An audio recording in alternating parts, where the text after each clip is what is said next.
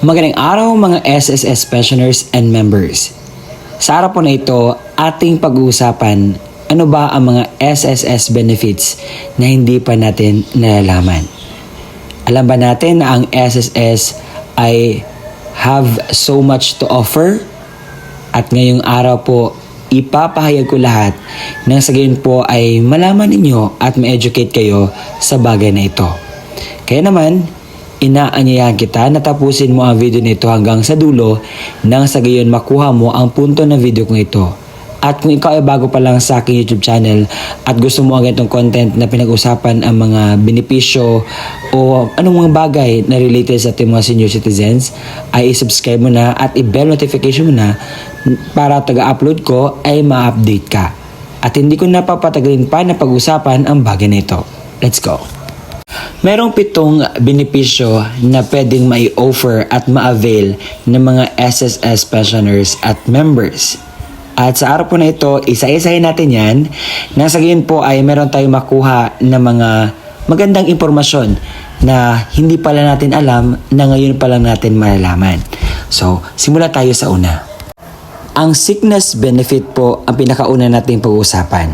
Ano ba itong sickness benefit?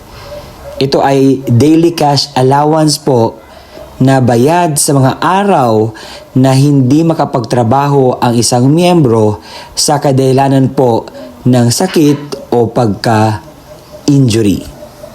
Ang ibig pong sabihin nito, kapag ikaw ay nasa sakit or na-injury, merong ibibigay ang SSS sa inyo na allowance na parang binabayaran ka sa mga araw na hindi ka makapagtrabaho sa dahilan ng iyong pagkasakit at pagka-injured.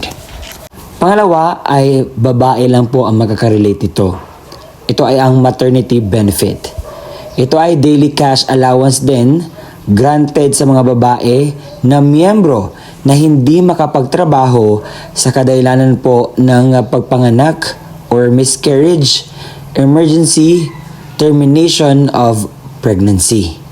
So kung sila ay miyembro sa SSS, isa din ito sa pwede nilang ma-avail na benepisyo na maibigay ng SSS sa mga babae po na nanganganak or miscarriage or emergency termination of pregnancy. Pangatlo ay ang disability benefit. Ito ay cash benefit granted, either monthly pension or ilalamsam mo ang amount sa miyembro na permanently disabled na or partial or totally talaga na disabled na ang isang miyembro. Ang kasunod ay ang retirement benefit. Ano ba ito? Ito ay cash benefit granted either monthly or lump sum ang amount sa makukuha ng miyembro na hindi na siya makakatrabaho sa kadahilanan po na matanda na siya. O tinatawag itong pensyon sa mga miyembro ng SSS na nagawa po nila yung magmiyembro at malaki yung contribution nila at meron sila makukuha ang pensyon. Ang kasunod ay ang death benefit. Ito ay cash benefit granted either monthly pension or a lump sum amount to the beneficiaries of a deceased member o yung mga namatayan. Ang kasunod naman ay ang funeral benefit. Ito ay cash benefit na ibibigay whoever paid sa burial expenses sa namatay na miyembro ng SSS. Ang kasunod ay ang unemployment o walang trabaho.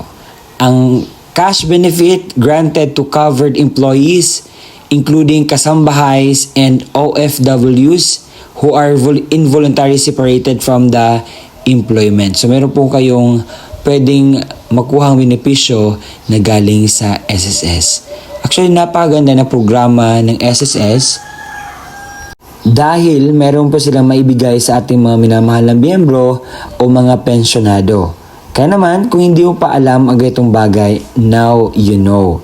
At gusto ko lang din ipaabot sa inyo ang mga impormasyon na ito Nang sa gayon po ay hindi kayo ma-behind kung ano man yung pwede nyo ma-avail na benefits na galing po sa SSS. Nasanay mas klaro po sa atin ang nakuha nating mga impormasyon sa araw po na ito. Maraming salamat sa panunod.